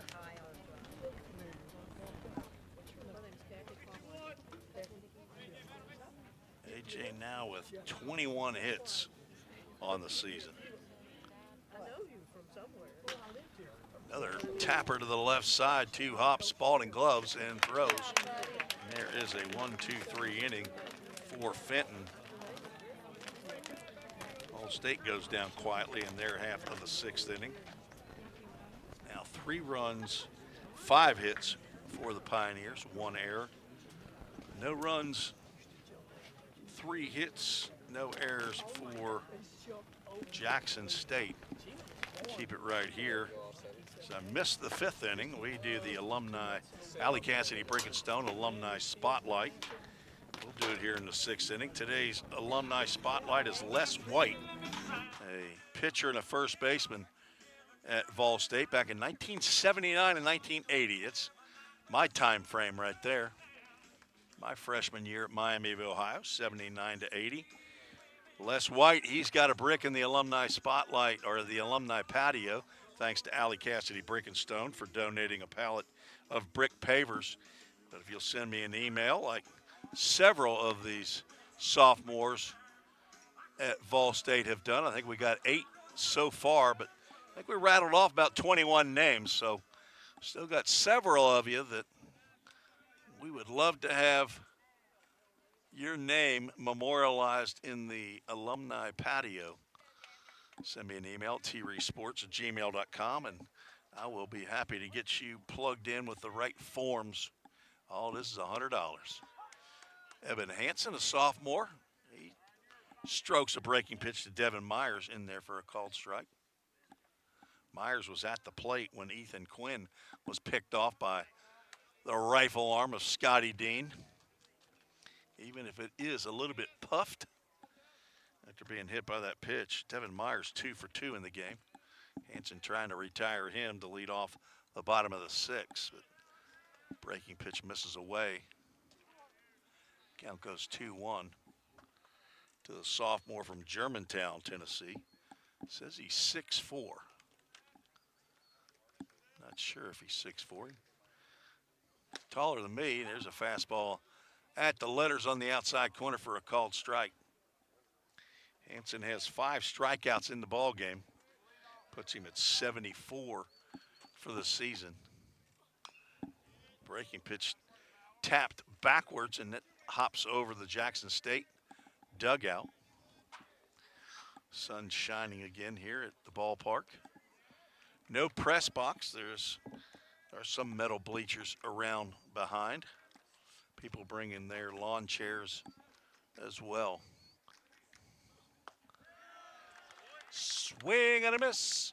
And a Chick-fil-A at Gallatin. Strikeout. Sits down Devin Myers for the first time today. Strikeout number 6. Do want to thank Greg and Mary Garrettson, owners of Chick-fil-A at Gallatin, for their generous donation and sponsorship of our strikeouts this year. Got them as a late ad in the season. Hope they'll be back next year as well. Cade Spalding, he's been on base both times. He's come to the plate as well. Single in the first, walked in the third. Fouls that one back.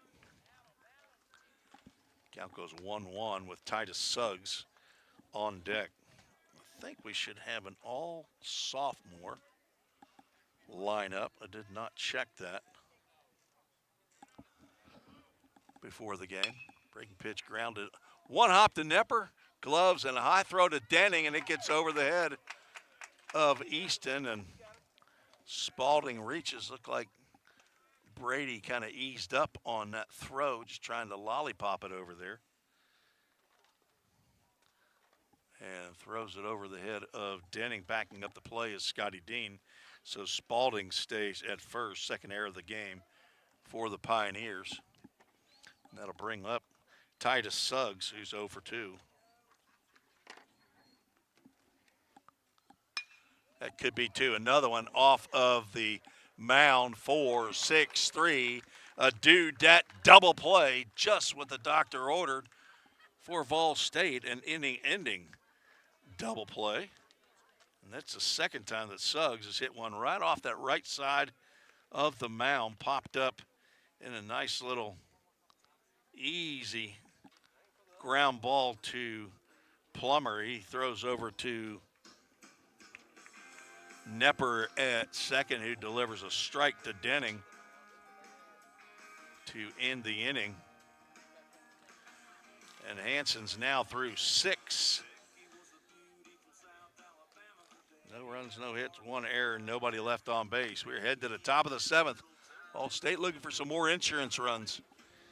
We'll keep it right here. We'll tell you about some more of our sponsors. Cultivate Performance, been with Vol State all year. John Dallas, a former left-handed pitcher at MTSU for Jim McGuire. He's been the workout guru for the Pioneers over at Framework Athletics. Thank him for his support and working with the Vol State players. Also, Jersey Mike's, they're located at 940 Memory Lane in Gallatin. Michelle Fuller, their marketing manager. Voted best sub in Middle Tennessee by yours truly. They are a sub above. Also, the Rock Place, owned by Lee Marbett, another former player for Coach McGuire. You can see he's got a lot of support from his former players. Lee Marbett, the son of Bill Marbett of Game Time Sports Fields. Also the dad of Jackson Marbett, player over at Trevecca. He owns the Rock Place. Line to Line and Game Time Sports Fields. Stephen Dotson and Bill Marbett, also supporters of Vol State Athletics. James Fenton from the stretch. He'll face Brady Nepper leading off the top of the 7th, as the sun is causing me problems looking at my screen.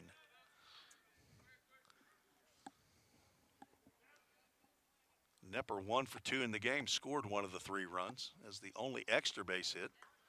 That pitch gets in the dirt. Drew Plummer, the on-deck batter, obliges the umpire.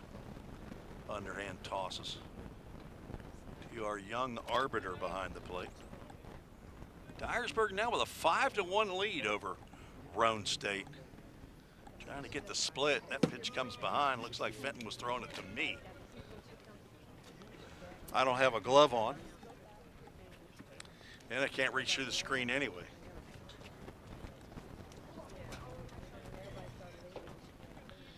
My umbrella causing problems. Foul tip. They got a piece of Garrett Lance behind the plate. Count goes 2 balls and 2 strikes.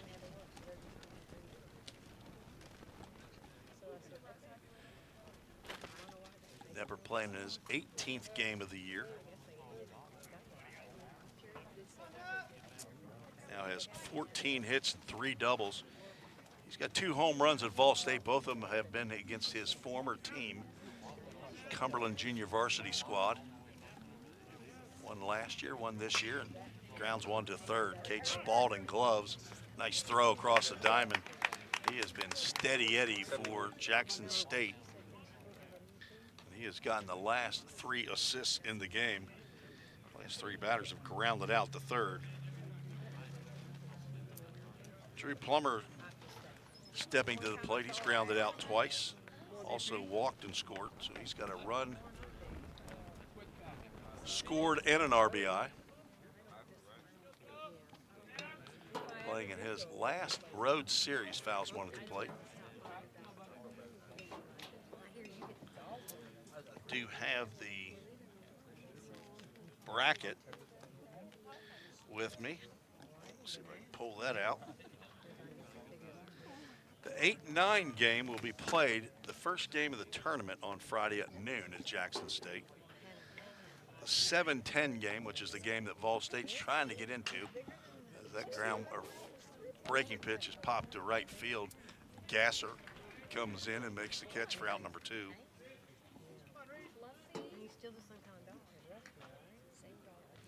Now Mashinsky steps in. Then Vol State can't get to 6. I think that's going to be tied down by Cleveland State, as they lost 3 to Walters Thursday and Friday, as the 6-3 Mashinsky looks at a ball downstairs. So noon, 3:30, and then 7 p.m. on Friday, May 2nd to get the region tournament started. Play-in games. And the play-in game is to get into the 2-and-out tournament. Then after those first 3 play-in games, the reseeding will occur. So it'll depend on what happens after that first game, or first set of games, as to who plays who, but Walters State will be the number 1 seed.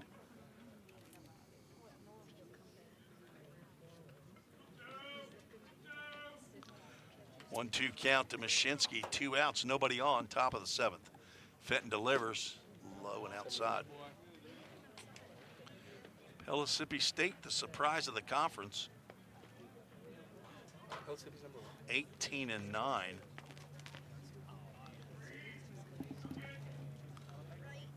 Second place, line drive over the glove of Erlen Duran, and Mashinsky gets his 2nd hit. He's 2 for 3. Just like we talked about, Reed, have you a day, have you a weekend, buddy.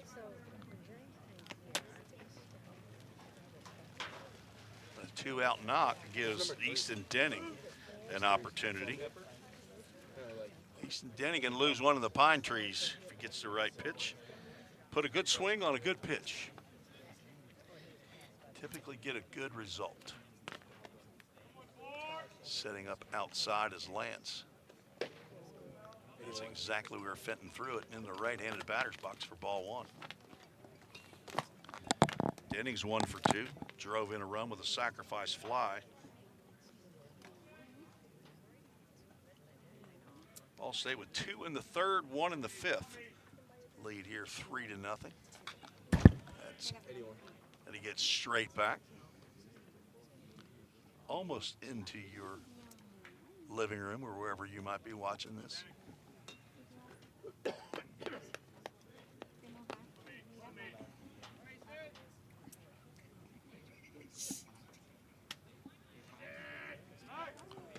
throw over while I'm trying to get a drink. He was safe. A little bit of something in the air here, getting in my throat.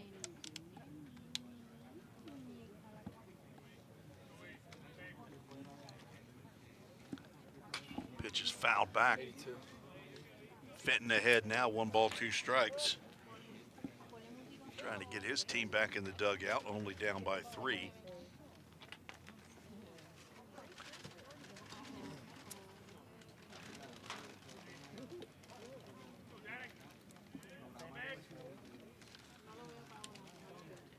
Gage Hoover on deck, hoping to get an at-bat here in the 7th.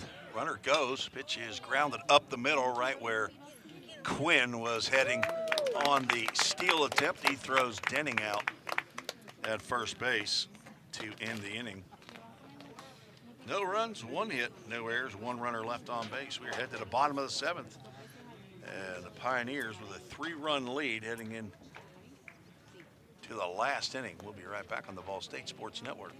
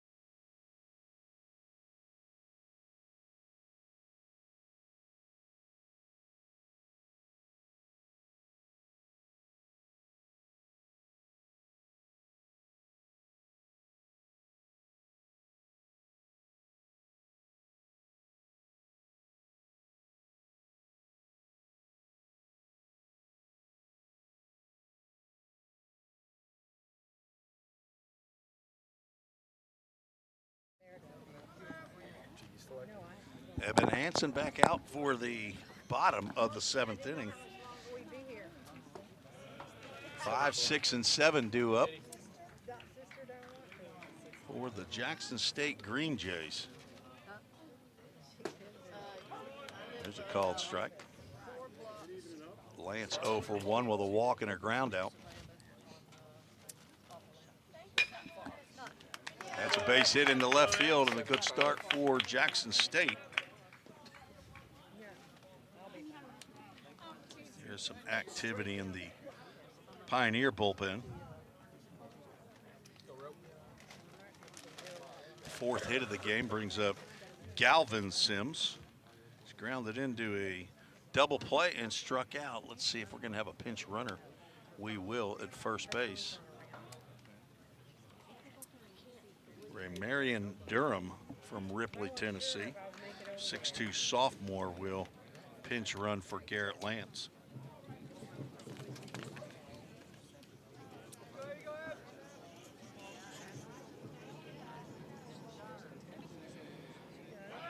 Throw over. Durham back.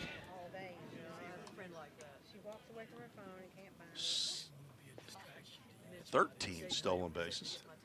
Does not go, and the breaking pitch lands way high. The runner on.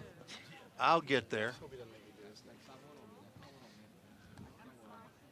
Runner late break there. Is not sure if a hit and run was on, but he did not go.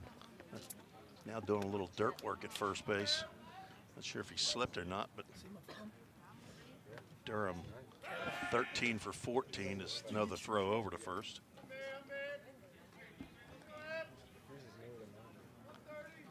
Looks like Drew Moorhead. Runner goes, pitches inside, throw down to second. Not in time. Durham gets in there under the tag. I don't think you could have seen it with either of my camera angles, as I am on the field level, so can't get my cameras high enough. That ball 3. And 3-1 with the tying run in the on-deck circle. Hanson trying to get a complete game. There's a break pitch in there for a called strike, a full count. Ministries full count.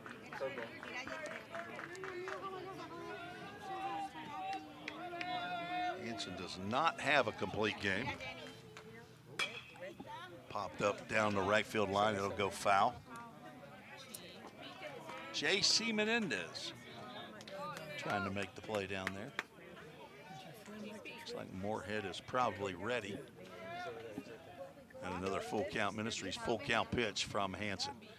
See if he goes back to the breaking pitch. He does. Ground ball up the middle. That's going to sneak through into center field. There goes the shutout as Durham's going to come in to score. Sims picks up the RBI.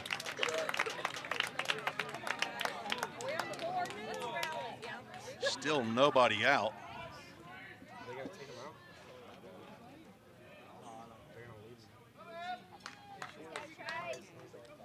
Back-to-back hits, and now we'll have another pinch runner.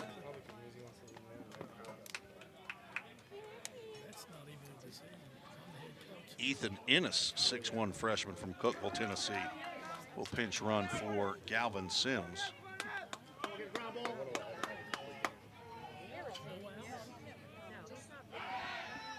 Throw over to first, and Ennis is back. I-N-N-I-S. He has 7 stolen bases in 8 attempts. Let's see if he takes off. Swinging a foul tip into the mitt by Trey Gasser, who's 0 for 2.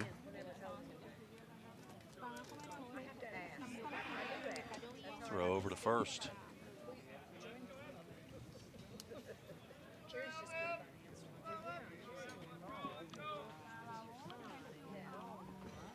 Swing and a miss on a high fastball.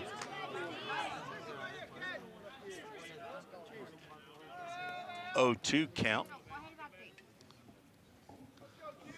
Hanson looking for a strikeout.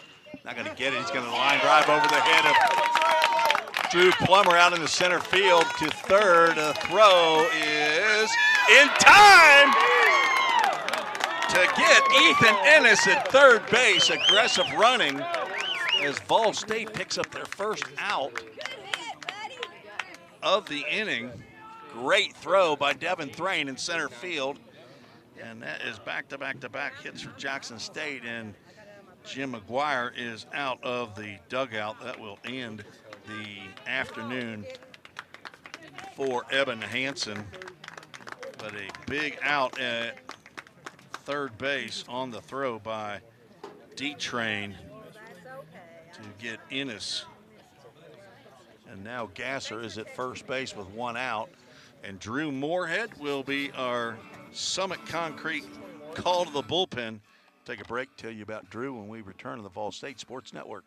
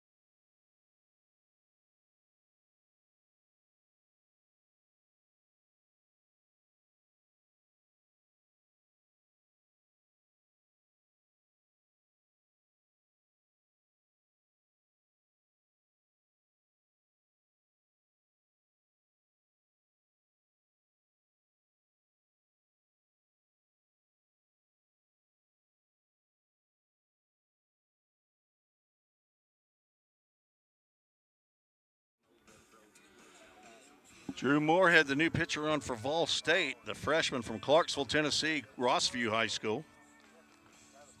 Son of Jeff and Leishan Moorhead. And the grandson of Grandma Loco up in Bowling Green, Kentucky. 6'5", 195-pound right-hander. And he is the saves leader in the conference with 6.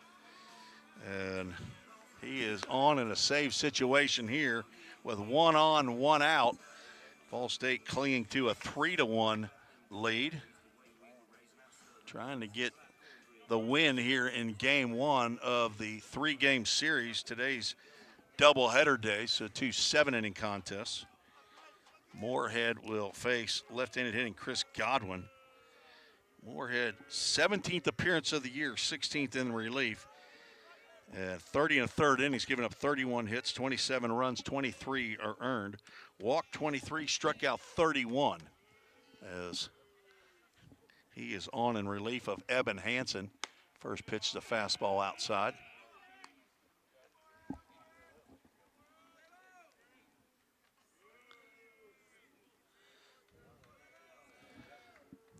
Sunshine back again, making it hard for me to see my screen as Moorhead pours in a breaking pitch. So 2 former Rossview Hawks pitching and catching here. Scotty Dean behind the plate. Just ball number 2.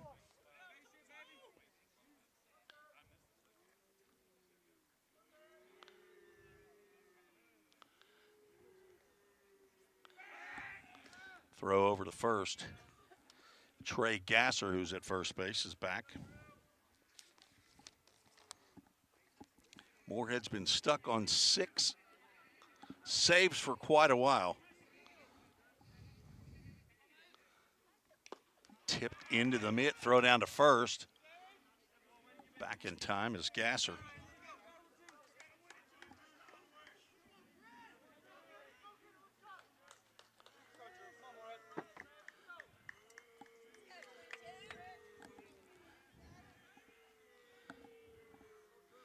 And the pitch is outside.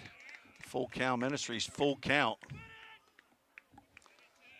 Out of the book of Ephesians for our Full Count Ministries verses of the game. Full count pitch, breaking pitch popped up and out of play. A full count first pitch foul ball.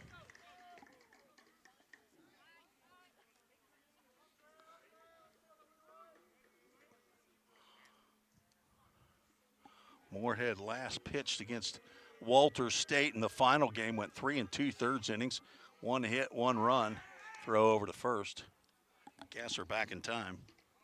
Gasser 4 of 6 in stolen bases. Big stolen base by Romarian Durham in the bottom or the beginning of this inning. Runner stays put. Ground ball to the left side. Armstrong over to second for 1, on to first for a game-ending Dudat double play. Just what the doctor ordered for the Pioneers as they get the win on a 5-4-3 Dudat double play and get their 31st victory of the year. Move to 11-15 in conference play. That is the 3rd double play turn by the Pioneers today. The 2nd time they've gone 5-4-3.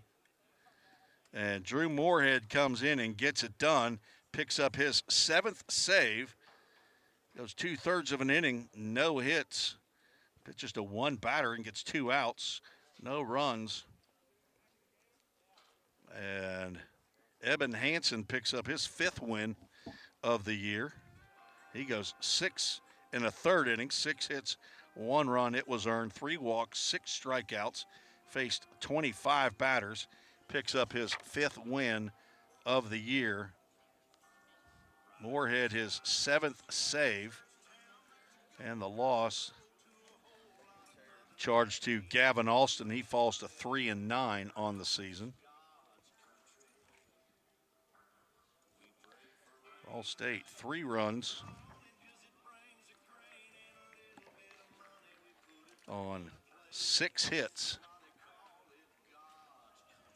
2 errors in the game. Jackson State 1 run. They had 6 hits as well.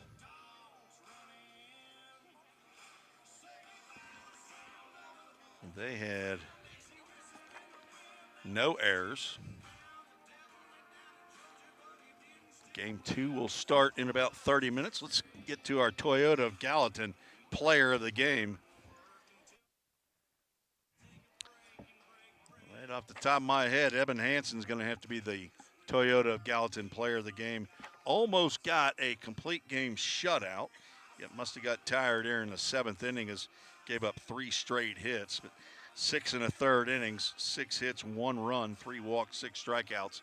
Eben Hansen from Maynardville, Tennessee, is your Toyota of Gallatin player of the game. Thanks to Toyota of Gallatin for the beautiful scoreboards on the Vol State campus in Gallatin. Jake Thompson and Eric Carr, management over there, and for all the great work they do in service department. My friend Emily Smith, she'll help you out. Just tell her that you know me. She'll give you at least a nickel off. Our Full Count Ministries verse in the game found in the book of Ephesians. If I can read it, I may not be able to read it.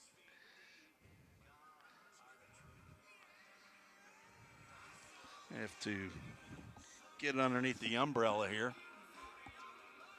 Ephesians 4:1-3. As a prisoner for the Lord, then I urge you to live a life worthy of the calling you have received.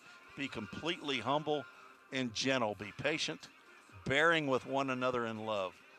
Make every effort to keep the unity of the Spirit through the bond of peace. That is Ephesians 4, verses 1-3.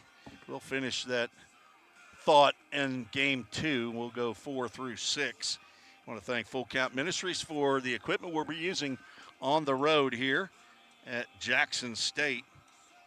And John Smithson, the executive director, Josh Carman, the director of baseball, and Reed Glover, the discipleship director at Full Count Ministries, in their 15 years in, I think, now at Full Count Ministries, now located right in the same building as Framework Athletics, right next door, so partners with Framework Athletics.